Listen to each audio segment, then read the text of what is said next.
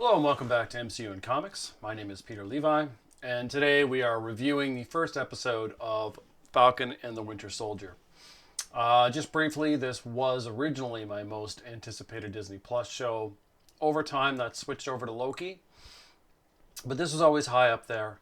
I really like the MCU Captain America franchise, particularly stuff the Russo brothers did. They made Falcon, who is a trivial, unimportant supporting character in the comics, somewhat interesting. They took Winter Soldier, who didn't exist when I was reading, but certainly the version we got on screen is compelling and well done.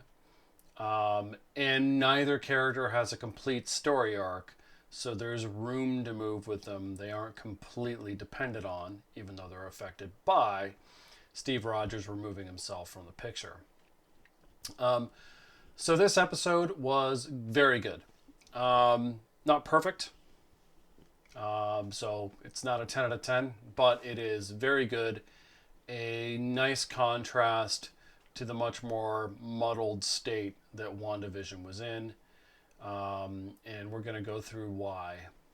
So the main mission of this episode was to establish where Falcon and Bucky are in their lives, what they're trying to accomplish, and introduce the complications that are going to make not just their personal goals more challenging, but also carry them forward into their new existence in the MCU.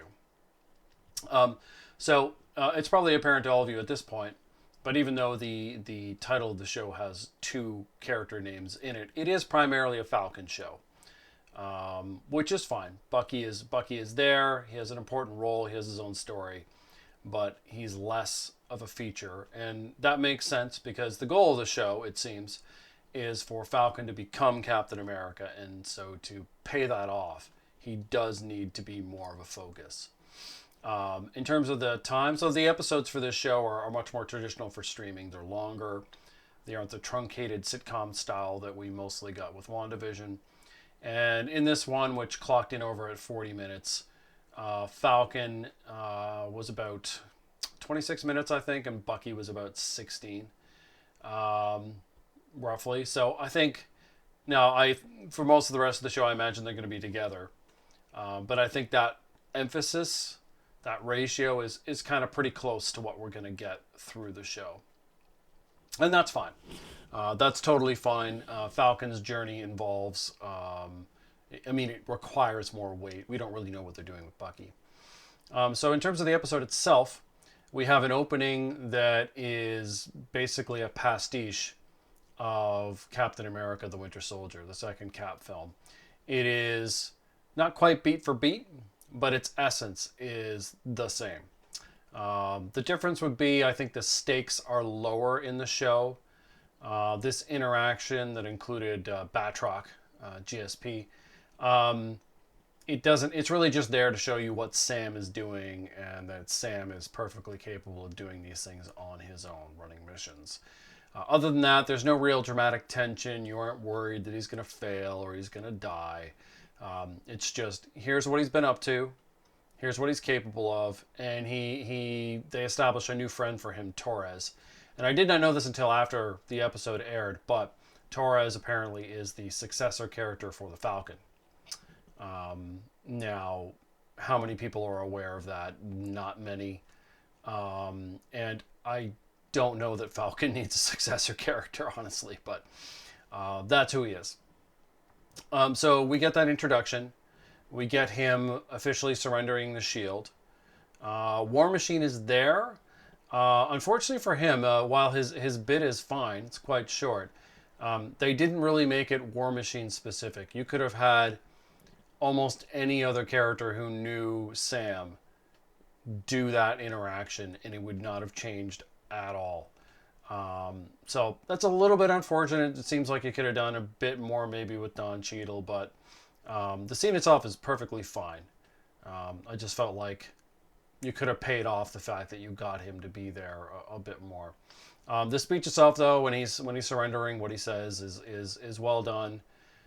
Hits all the points it needs to. I didn't expect that to get thrown back in his face in the same episode, but we'll get to that, and that's not necessarily a flaw. It's just something I wasn't expecting.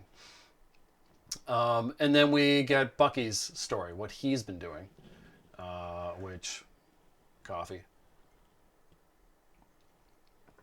which is what you would expect, which is trying to get over all the mental anguish that he suffers from how horrible his life has been. And I had been very worried about the therapy element of the show because the scene they keep showing over and over and over again in the trailers to me is weak. The attempted comedy, at least without context, didn't work for me. But here, in a scene we hadn't been shown, I think it's quite effective, and I like the therapist more than I expected.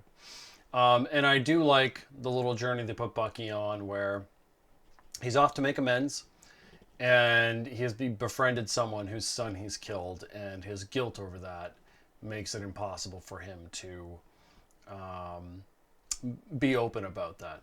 I'm not sure what they're going to do with the girl he went on a date character. I don't know if she's a throwaway or if we'll see her again. I have no idea. She feels just like a one and done appearance, which is fine. I just couldn't tell the way they were leaning in whether that was ever going to be a thing or not. So we get that. Then we're back to Falcon and we get introduced to his sister. Her kids are there, but the show doesn't spend hardly any time on them, and kudos to that. Kid characters are almost always terrible. Less is more. But we're introduced to her situation, the family situation. This leads into Sam wanting to solve her problems, thinking that he can solve her problems. And we go into the loan scene. And I was mentioning this on social media. Unfortunately for me, the power of that scene, or the intended power of that scene, was lost because it reminded me of an Eddie Murphy sketch from Saturday Night Live from the 80s so thoroughly that that's all I could think about during that scene, and it really sort of robbed it of any emotional potency it's intended to have. It is effective, though.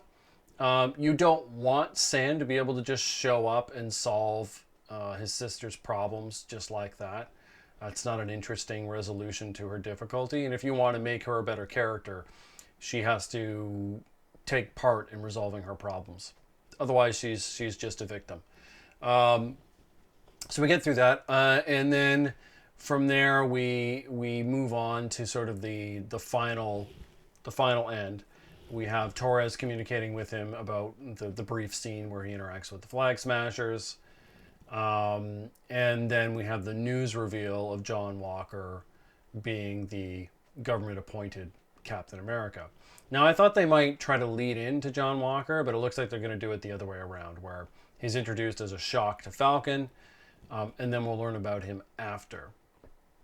The showrunner has talked about wanting to make a more sympathetic John Walker in the show.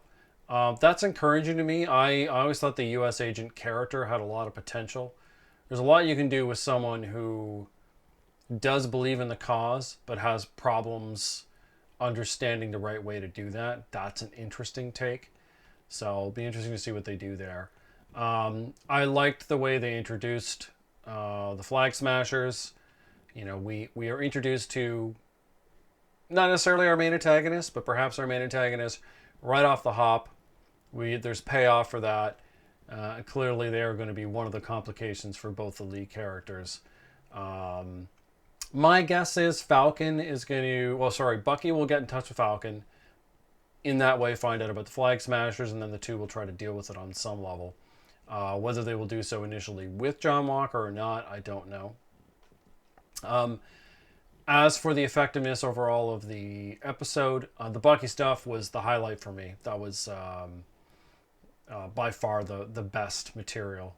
Sebastian Stan, knocked it out of the park.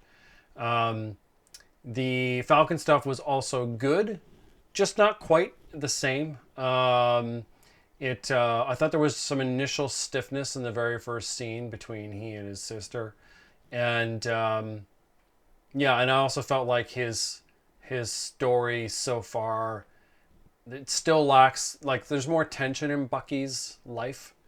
You know, he has a lot that he's dealing with. Sam's stuff, where he's dealing with the financial stuff, it doesn't quite have the same impact. because, you know, as an audience member, you feel like the MCU is not going to have Falcon lose out because of money problems. However realistic that might be, that's just not where it's going to go. So it just feels a bit impotent in terms of the power it's supposed to have. Just like, you know, his sister's not going to starve, the kids aren't going to starve. It's you carry in with you that calm that it will get resolved. And you know that, you know, abstractly about all these situations. Very few people die or really have bad endings in a comic book film, or show. But yeah, it just lacked a little bit of the pace. I mean, I'm in order to contrast them, I'm making it sound